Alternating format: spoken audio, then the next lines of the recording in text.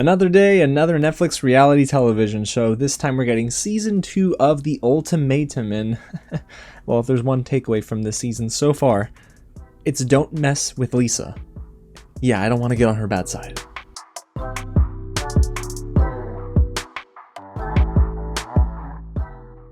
What's going on, everyone? James here with another real reaction and recap of week 1 for season 2 of The Ultimatum, which is now streaming on Netflix. Ladies and gentlemen, this is going to be a spoiler-free and spoiler discussion, so the time codes are down below, but Netflix graciously sent me the first 8 episodes of this season. Now, listen, season 1 was pretty dramatic, I'd say. Season 2, well, I have my thoughts, for better and for worse. Now, if you're wondering, is week 1 the only week of this show? Absolutely not. See, this week we get episodes 1 through 8, and in week 2, which debuts on Wednesday, August 30th, we're going to get episode 9, which is the season 2 finale, and episode 10, which is the reunion episode. It's the same release schedule from season 1, and if you're familiar with the show, then I don't have to tell you what it's about. But if you're not, well, let me break it down like this. The Ultimatum features 5 different couples on the verge of marriage. One partner is ready to get married and the other one isn't quite as ready. The ultimatum is issued, and in just over 8 weeks, they must either commit to marriage or move on. Oh, and then the kicker is, in the meantime, they get to choose another partner and have a trial marriage, which definitely makes things interesting. Now, guys, this season it's got some positives and it's got some negatives. So before we get into my spoiler-free thoughts and then dive into my recap, where we'll discuss everything that happened, if it is your first time here at the channel, welcome to Real James, where I love talking about movies, TV, and all the news in between. So if you do too, hit the big red button below, get subscribed to the channel. We're so close to 20,000 subscribers, and it's due in large part to your support. God bless you guys, and tap on that like button and get loud down below in the comments and let me know what you think of week 1. Which couple is your favorite, and which trial marriage made you gasp or gulp?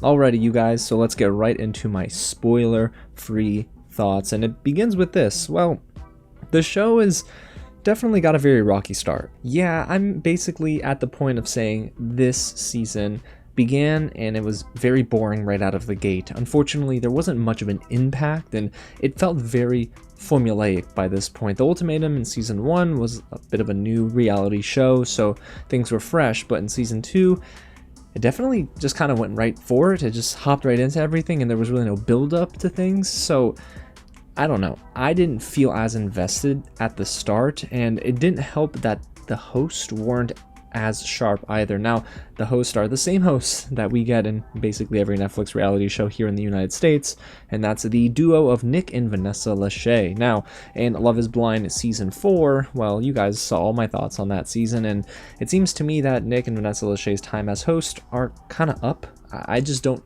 think that they have a good grasp on these reality shows anymore. They don't do a good job of reading the room, they're not very relatable, and they also tend to butt in quite often.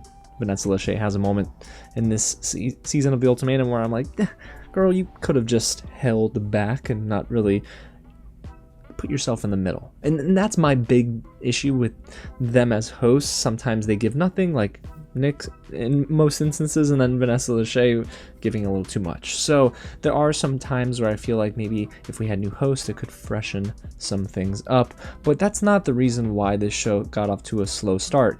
It's because the couples themselves weren't as engaging. There was a lot of low energy in the room, there wasn't a lot of drama, and of course they were saving a lot of that for the middle of this week, but I will say it's got a lot of weird editing. So between the couples having low energy and the technical aspects of these episodes not being so sharp, it was a little underwhelming. And like in most Netflix reality shows, the music is cheesy. It basically has lyrics. Every song that they choose has lyrics that mirror what's going on screen. If somebody opens a door and slams it, then the song is, "You slammed that door in my face." It's like, what are we doing? Why?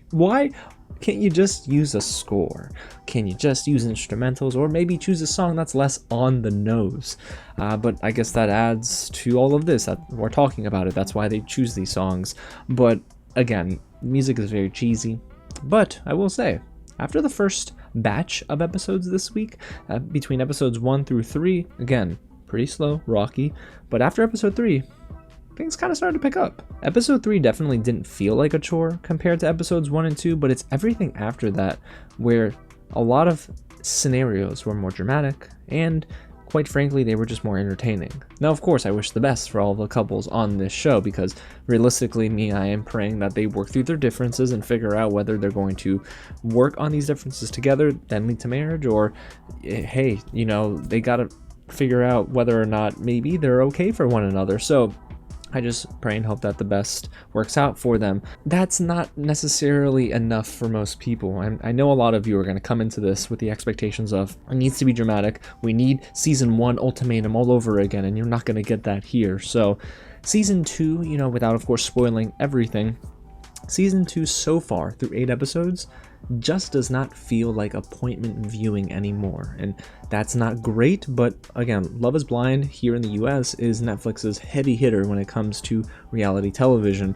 The Ultimatum season 2 just doesn't hit the same way, and I'm not really latching onto anything and feeling strongly about it. There are maybe 1 or 2 instances where I, you know, had some thoughts in my head and then I vocalized them while watching this alone, but yeah, those moments were few and far between. So I would have to say through 8 episodes of season 2 of The Ultimatum, so far, so meh. I don't know. I'm not loving it, alright, but I need to know your thoughts down below in the comments, because right now, guys, I'm about to transition into my spoiler recap and review. We're breaking down who issued the ultimatum, of course, the choice. We're going to talk about the changeover and then get into the tease before next week with the ultimatum day. Oh boy, guys. So there's a lot ahead and there's a lot of spoilers. So if you haven't watched it yet, go ahead, like this video, save it to your watch later list, come back and let me know your thoughts, because it's time to get into it. So now let's begin with who issued the ultimatum and start with Antonio giving Roxanne the ultimatum. Now they've been dating for 4 years and Antonio's ready for those next steps, but Roxanne, being a businesswoman, she's got the money. Well, she's not ready for those next steps yet. She's clearly at the alpha type in the relationship, but she says some things that kind of cut deep, especially in her testimonials. She said that Antonio's not ambitious and, I quote, doesn't work hard. Wow, that's not very supportive, but dang. Alrighty, well, Antonio is ready, right? He is so ready, but he admits that maybe he's not the most romantic and he's got some stuff to work on. So there are a couple we'll definitely talk about as this recap goes on. So the next couple that issues the ultimatum, we've got Lisa giving Brian the ultimatum. And now in my cold open for this video, you heard me joke about Lisa. Well, you don't want to joke about Lisa, because Lisa will literally hurt you, okay? Because Lisa is someone who I thought at first pretty soft, right? And then we learned that she's not very soft. She's definitely someone who is not willing to put up with BS, all right? I'm not talking about beeswax either, but Brian isn't ready. He's clearly kind of just coasting a bit, and Lisa wants to get engaged and then eventually get married to Brian. They've been dating for 2 years, and well, I kind of applaud Lisa, at least at this point in the episode. She said she wants to be married before having kids, and I love that. And I even made a note. I said Lisa is the best contestant so far. She's keeping it real. Well, until what happens later in this season. Oh. And there's also an age gap between them, a pretty big one, I'd say. So it seems like there's enough years between them where Lisa's definitely in that stage of her life where she's ready, and Brian is still not. If I'm not mistaken, he's under 30 and she's just over 30. So yeah, there's definitely two separate places that they're at in their lives.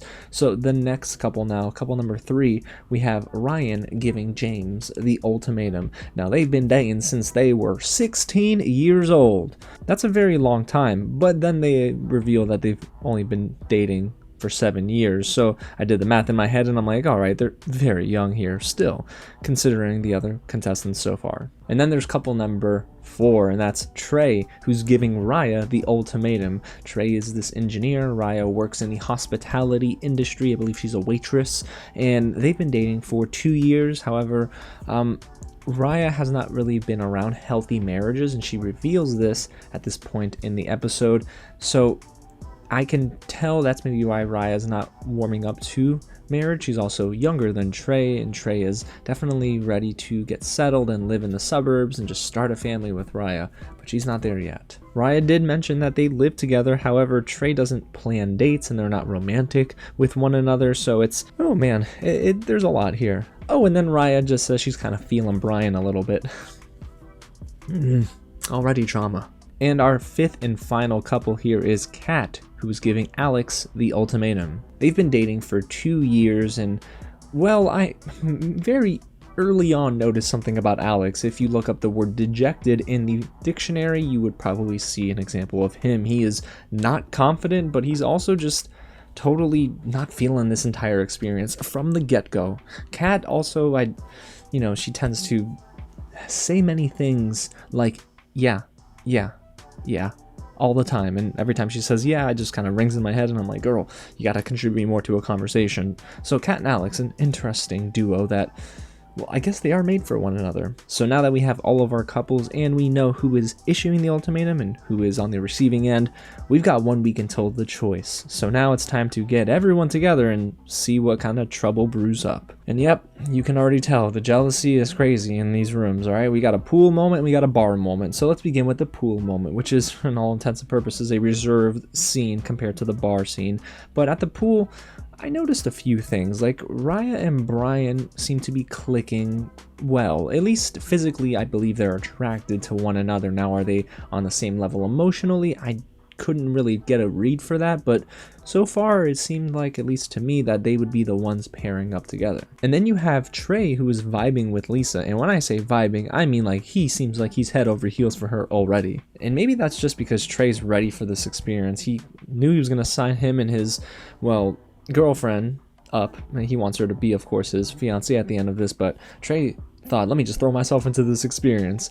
And yeah, he seemed like he was feeling Lisa. And Lisa, not gonna lie, at first I thought Lisa, okay, yeah, she's kind of vibing with Trey too, but then you learn shortly after that Lisa is, she's not vibing with nobody. And then you have Roxanne, who seems to be clicking with Alex, and I'm not sure if that's because of their entrepreneurial background or if that is because Roxanne is the one controlling the entire conversation, and she kind of likes that. I can kind of tell Roxanne wants to be the one behind the wheel of the car, and that's okay sometimes, but it seemed like she wasn't really giving Alex a lot of room to speak, and when Alex would speak, I mean, I don't know, I didn't get a good sense at first, but yeah, they definitely end up clicking. And then things happen after that too. I'll explain as we get into this recap, but before I get ahead of myself, it's time to dissect this bar moment, because when they all go out for drinks, and like with any Netflix reality show, when alcohol is involved, people act out of turn. Yeah, people tend to act out during these moments, and it happens very quickly. So we've got 4 days until the choice at this point, and Lisa says that her best date so far has been with Antonio, and that I did not expect, because I thought maybe Trey and Lisa were gonna hit it off. But I guess she was just trying to dive into this experience as much as she could, and she couldn't really get there. I noticed that Lisa was still kind of jealous that Brian's talking to somebody else, and she could not really get over that fact. So I think Lisa was attempting to get into the experience, but she just couldn't stomach seeing her partner with someone else. And then to my complete shock, Ryan, who of course issued the ultimatum to James, says that her best date was with Trey. Ryan is very sweet and innocent, right? She's very naive. She's probably one of the youngest contestants in this season of the ultimatum. So to me, her saying her best date with Trey wasn't necessarily her saying, I want to be with Trey right now. It was more so like, it was pleasant. I didn't have to really do much, and there was no physicality involved. It was fine. But Ryan, yeah, she definitely led Trey on, because from that point, Trey was sprung. He was definitely sprung for Ryan, you could tell. But then it's at this point where things start to get turned upside down, because Raya says that she has a lot in common with Brian. So of course, her and Brian spend time speaking together. And Lisa, well, begins to see this, and well, she's going on the offensive, you guys. Lisa starts having second thoughts about the ultimatum, even though she issued it, and that is a little... Again, do I think that this is a healthy experiment? Absolutely not, but for the sake of this show and my review, if you issue the ultimatum and then you have second thoughts about it, you can't blame your partner for going through with the experience that you then forcefully sign him up to partake in. So, Lisa, I don't know if she was exactly right in this situation. And then she got angry. Lisa interrupts Raya and Brian's conversation, where Raya seems like she was coming on a little strong with Brian, but Brian did not appreciate Lisa interrupting them. So they go at it. They're jawing back and forth, and it is wild. This is at the point of the season so far where I thought, oh boy, this is going to be the most dramatic season of The Ultimatum yet. Not exactly, but in this instance, it was one of the most dramatic moments of The Ultimatum yet. And Lisa decides to, after all their arguments, especially in front of everyone else, so everyone else is hearing this, Lisa hits Brian in the face and then storms off. Now, okay, not okay in any regard. I don't know why that happened. Maybe they do that, you know, maybe they unfortunately lay hands on one another and that is like deemed okay, but Lisa doing that and resorting to hitting Brian in the face is really immature way to go about that, and to be honest, it's not a great look. And then once they go outside and Brian of course chases after Lisa to figure out what's going on, Lisa's cursing out Brian like it's a full-on verbal argument outside of the bar with as many expletive bleeps as you could probably imagine in your head. And then Lisa just decides that she believes Raya is chasing after Brian and Brian wants Raya, so Lisa is done with the experiment. Jeez. She does say something that made me raise my eyebrows though. Lisa's mad because she believes Raya isn't challenging Brian, but how would Lisa even know that when they've hardly had any conversation or conversations at all? To be honest, I did feel bad for Raya in this moment, and Lisa was really acting out of turn. It was not polite, but hey, we move, right guys? We're going onward with season 2, so now it's time for dates, because somehow Lisa and Trey start dating, and they're okay, we might as well hop into that. So after all of that arguing, Lisa's back and she's dating Trey. Lisa says she does feel better, but she's still really mad at Brian for talking to Raya, and again, Trey and Raya came into the show together. However, she's saying this while hugging all up on Trey, and I'm like, you cannot be mad at Brian for having a conversation with Raya and then you're hugging up all on another dude.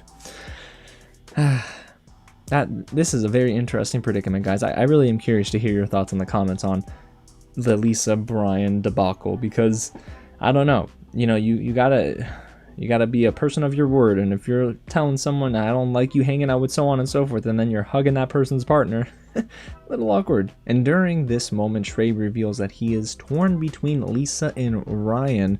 I am surprised that Ryan is even up on that list, because it seems like to me that Trey is all for Lisa in this moment. So Trey goes and dates Ryan, I guess playing the field here, and Trey says many things and Ryan doesn't necessarily say much. However, they don't really like click. I don't see them clicking together. So their conversation's a lot more surface level than Trey and Lisa's. Trey and Lisa seem like they had more in common. Trey says he has things in common with Ryan, but I don't necessarily see that.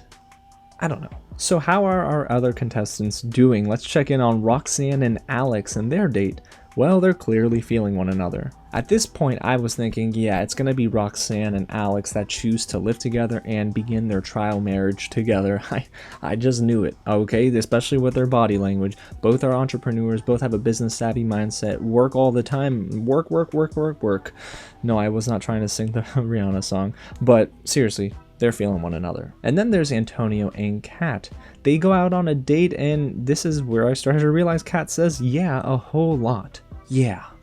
Oof, now it's getting to me. But Antonio reveals that this is the best date he's had so far. So again, I thought, all right, they're gonna pair up. And then there's Raya, who actually goes on a couple of dates here. One of them is with James. And Raya starts to bring up the fact that she was raised by a single parent. James reveals the same thing. James begins crying, and then Raya says, well, I can see a marriage with James. That surprised me. That made me nearly fall out of my seat, because I thought, girl, that was quick. You were definitely saying no to a marriage with Trey. You can't even really see yourself get married is what she was saying, and then she says, I can see myself getting married with James. Interesting. But Raya decides to go ahead and date Brian, and well, they talk about finances. Raya says, and I quote, if my card doesn't decline, I'm fine. And girl, let me tell you, Capital One might like to hear that. But as someone who is financially savvy, you probably do not want to go and live your life by that motto. If your life's creed is, if the car doesn't decline, I'm fine, well, that credit score is going to decline. Yeah, it's not going to be good for you. So definitely not the best financial mindset, and I don't think Brian appreciated that too much either. So now it's time for the choice. And ladies and gentlemen, before we even get into who chose one another, we got some twist. That's right, guys. Lisa and Brian are removing themselves from the show. Why is that? Well, they I guess they're gonna have kids before they get married after all. So Lisa reveals that she took a pregnancy test, came back positive. Her and Brian are going to be parents. Interesting. They had a conversation together where Lisa did tell Brian this, and Brian didn't seem too thrilled at first, but he said he's happy. I mean, I have to imagine Brian didn't feel thrilled, especially after he got smacked and then yelled at, and it was a whole terrible argument, and I hope the best for them, I really do. But you guys can kind of see where this is going now, right? They had a kid out of wedlock, which means that will probably force them to then get married, which is what Lisa said she didn't want happening, but it's probably going to happen. Now, if I had to even comment on this, I think it does, in terms of the dynamic of the show, it does ruin the dynamics of the show just a little bit. And of course, there's no way to know this is going to happen, but you then take a couple off of the board, and that ruins a lot of things, especially because Lisa and Trey, I think, were about to choose one another, and so was Raya and Brian. That could have changed a lot of this show, and probably for the better in terms of entertainment value. But yeah, it does hurt the show when you see two less contestants before you even sit down and get to the choice segment. It's not great. But hey, we cannot change the past, so it's time to focus on who chose one another. So first up, we have Trey and Ryan choosing one another. Again, I don't see it, guys, and I still didn't see it in this moment, but okay. Raya and James are next up to choose one another. Again, because Brian's not there, Raya's got to go with the only other person that she kind of vibed with, and James didn't really talk to anyone else. So yeah, James is going to be with Raya, I guess, during this trial marriage period as well. And the third couple that chooses one another, Kat and Antonio. I was as wide-eyed as Kat in this instance too, because I don't know, I just don't see it necessarily. And neither does Roxanne, clearly, because she was eye-rolling and already feeling some type of way. But then everyone at the table kind of clutched their pearls when Alex, who is Kat's partner, said he's excited for Antonio to date Kat. And lastly, we have Alex and Roxanne, who chose one another. All I know is those conversations about Schwab portfolios are gonna go crazy. So guys, now it's time to dive into the trial marriages, because there were some things that were pretty darn dramatic. Let's start with the first trial marriage couple, and that's Alex and Roxanne. So Roxanne ends up telling Antonio that he has a lot to be worried about, not face to face, but she said it in the testimonial. And it's proving to be kind of a fact at first, because Roxanne and Alex immediately click on their always working lifestyles. They're working remotely, taking a ton of calls, they eat lunch in between, they make each other dinner at the end of the day. It seems like it's actually going along smoothly. And then Roxanne is already meeting Alex's parents, which is a shock to me because that happened very quickly. Alex then met Roxanne's parents, and it just feels like they're getting the couple edit. Now here's the thing, I do like Roxanne's dad asking good questions and sort of pressing Alex a tiny bit. Made me crack up that he had index cards, but hey, he came prepared. And then Roxanne's dad drops a dime and tells his daughter that it isn't all about her in this experience. So hey, this guy is trying to be as realistic as possible for his daughter and his daughter's possible partner in Alex. We'll talk about that. So then we got Kat and Antonio. Guys, you can tell that both of them are just not ready to have these real conversations. Antonio does a lot of the talking, and Kat doesn't really speak too much or add to several conversations that they have. It just seems that, again, they're just not okay with their partners being with one another, and they're not diving into the experience themselves. So a lot of reservations there. And then we got to move on to Raya and James, right? So Raya and James get to the apartment, and James is completely closed off. The man is just not having it. He doesn't want this experience, clearly. James even gets up to go for a run in the middle of the night, calls his friend, and is having second thoughts.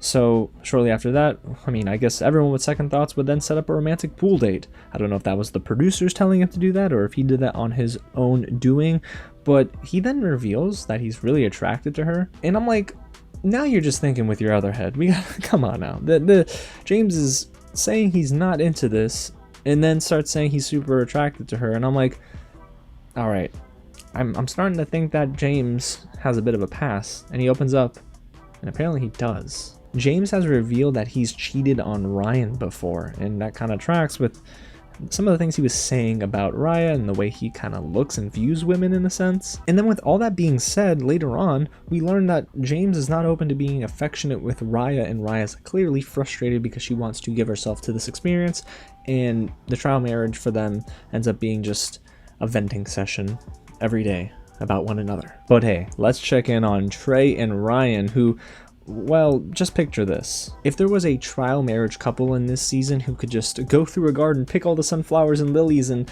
feed the birds, and do everything, frolic in the lakes, that would be them. That's exactly how they were being propped up, at least in this season, is that everything's all hunky-dory and nothing's wrong with them. It just really feels like there's nothing here between them. I was bored with their moments, quite frankly, and they don't have a connection, so their scenes are just very uneventful and bland. They both do so much talking without saying much of anything, unfortunately. Yeah, they're just like the weakest part of this season. But then Trey says something that made my eyebrows raise. He said he's developing feelings for Ryan, but she doesn't feel that way. Now listen, I'm not gonna assume anything, but based on her body language, she does not feel like she's developing feelings for Trey at all. Playing it off, deflecting. I think Trey is trying to force himself to say these sort of things for the sake of the experience. And then eventually, Trey meets Ryan's brother and his girlfriend, and they say that, well, Ryan hasn't really opened up or acted like this with James in the past. Very interesting. So guys, it's time to transition to the moment that we all are waiting for, which is the guys and the girls meeting up for drinks. And Antonio and Alex, boy, they don't like each other. And you can tell because Antonio would say one thing and Alex would sort of oppose what Antonio said or vice versa. But hey, I don't know. The combos here, at least were starting to get a little spicy. Just not between James and Trey. Their conversation was kind of boring. Trey continues to tell James that he's still processing his feelings with Ryan. However, I think he's really making something out of nothing because I can't tell you that Ryan vibes with him. So James is probably just as shocked as we all were to hear that Trey is selling their relationship as going incredibly well at this point. And then you get a one-on-one with Antonio and Alex, so they're not in the group with everyone else, and whew, Antonio gets himself some drinks in him, and the man turns into an argument Andy. Is that a thing? I don't know, but he's just arguing with everybody, including Alex. I mean, at first I was like, listen, I understand Antonio being frustrated with Alex because he's terrible at answering questions, but Alex says some stuff about Roxanne that gets Antonio heated. Alex says Roxanne is kind of mean and that he feels Antonio is her whipping boy and that she doesn't respect him. Now remember that phrase that Roxanne says, that Antonio is not a person that she respects, because it's coming into play later, I promise you. Well, Antonio feels that Alex is trying to take Roxanne away from him and things go crazy. But before we get back to the apartment and figure out why things are getting crazy, let's talk about the girls meeting for drinks together. Roxanne says Alex and her are open to hooking up right in front of Kat, which is really awkward. I'm like, Roxanne, girl, hold your horses here. Like, let's not make a mountain out of a molehill. Is that a thing? Is that a phrase? I don't know. But Alex and Roxanne, at least in the footage that we got to see, didn't really give off that sense. So I think she was, again, blowing smoke, and Kat was definitely not feeling that. And Roxanne continues to go on to complain about Antonio to Kat and says that Alex himself is also very surface level. So Roxanne has just got a black book and she's going through it, just Xing off people's names. Who did I diss today? Who am I going to yell at today? So Roxanne is not very happy with a couple of the men on this show, clearly. But hey, well, Raya is also not very happy with another guy on this show, and that is James, the partner who she's chosen to start this trial marriage with. Raya officially says she cannot see herself at all with James. So yeah, their moments are just rough to watch. Alrighty, so it's time to go back to the trial marriages, and let's go ahead and tune in to Alex and Roxanne's trial marriage, because after that dinner with the guys and the girls, the lid blows off of their apartment, literally. The roof blows off of their apartment, almost literally. Alex tells Roxanne that he feels she takes a lot of her insecurities out on Antonio. So Alex is now the therapist, I guess, and is trying to dissect psychologically what Roxanne is doing, and Roxanne, of course, is going to push back against it. Roxanne calls Alex fake right after that, and Alex, I'm not going to lie, I'm not the biggest fan of him this season because him spilling their one-on-one combos to others is kind of foul. What you say to a partner should stay with you guys, right? You got to be like a lock. You can't spill your conversations to other people. So Roxanne's like, you want to open up that can of worms, homie? Let me get the can opener. So it gets a little crazy from this point on. So I need to know though before we hop into why. Team Roxanne or Team Alex? So which one are you guys? So Alex, of course, feels challenged and says, hey Roxanne, stay in your own lane. And they both yell at each other. They're cursing. Well, at least Roxanne is cursing. I think Alex is trying to play this really cool-minded dude role, and well, he's still stirring the pot. So I was shocked. They never really vibed with one another. That's what it feels like to me. Everything they feel about one another is coming out in this scene alone. So then we got to go to Kat and Antonio. Alex's mom apparently texted Kat saying Roxanne clearly doesn't like Antonio. So when Kat reveals this to Antonio, well, he denies it up and down. And Antonio is heated, calling Alex names, and Kat is like, how dare you? That's still my man. And then Antonio calls Roxanne, and Roxanne's like, what does she say here? She needs to speak with him in person.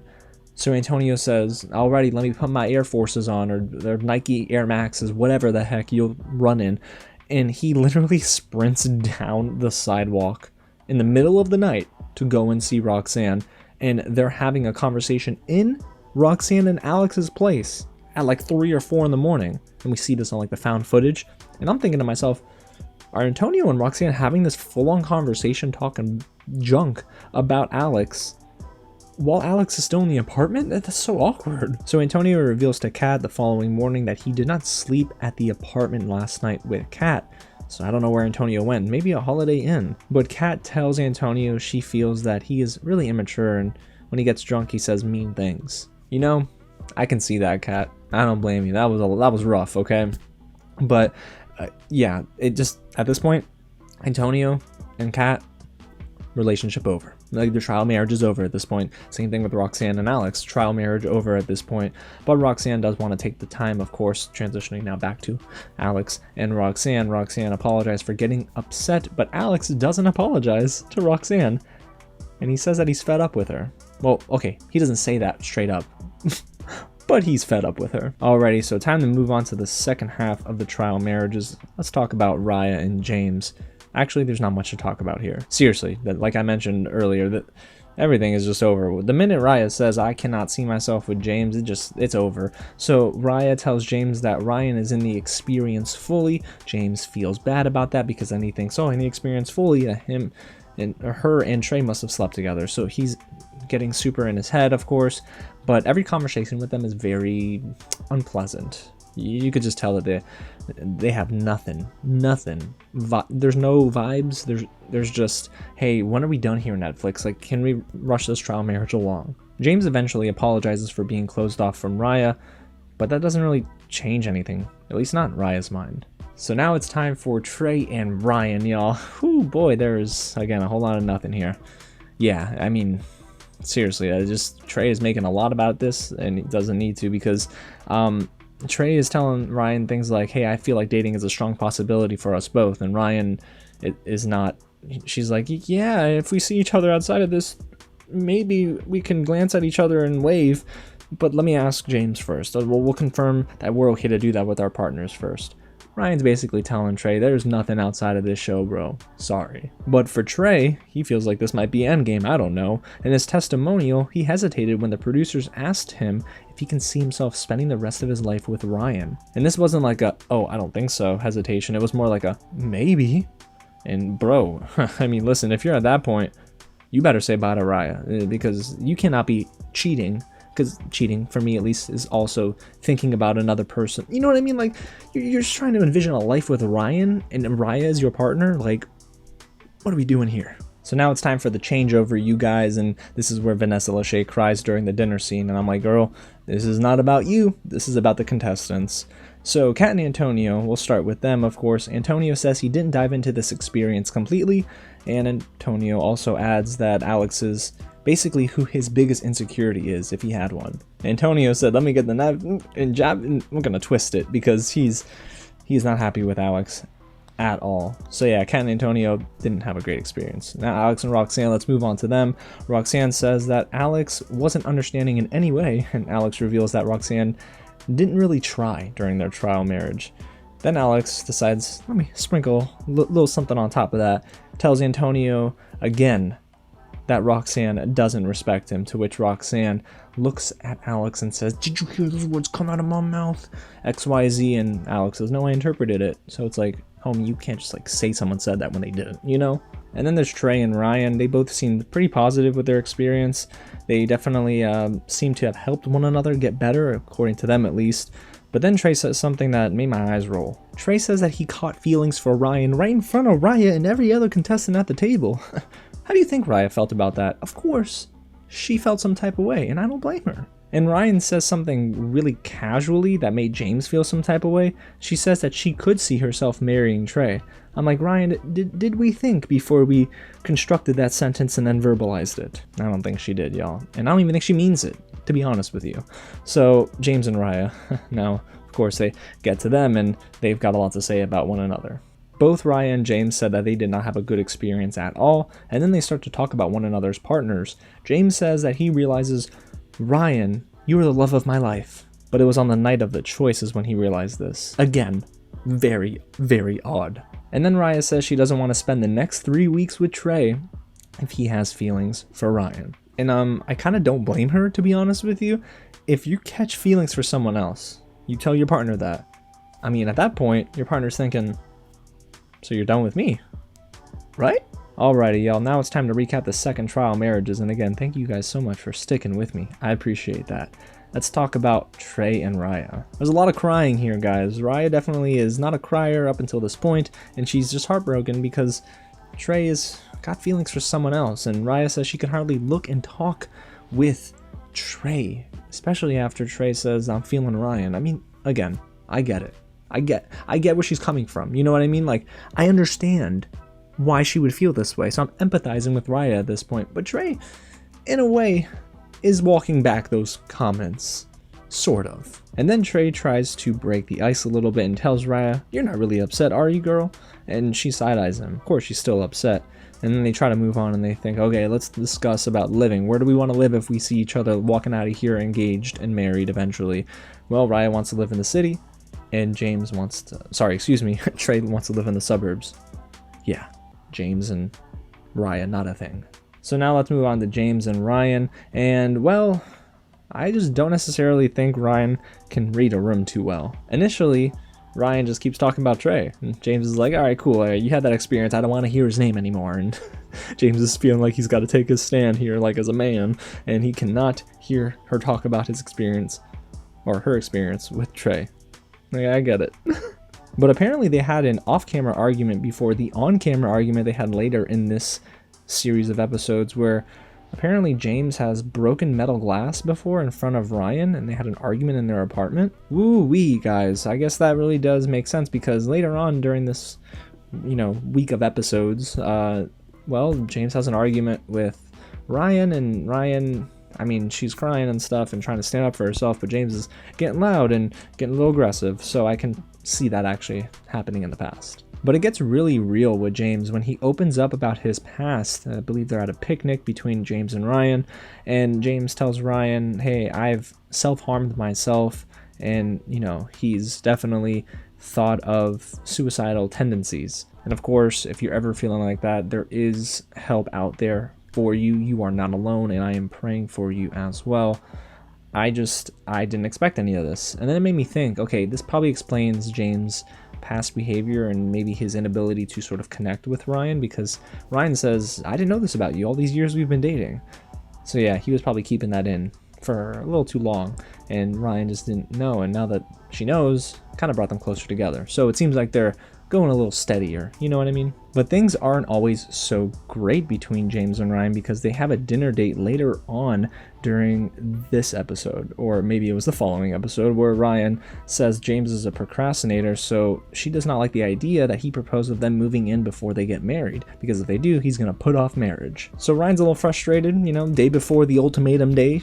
Ryan says, listen, before you leave, James, just want to let you know I've come to terms with possibly leaving here without you.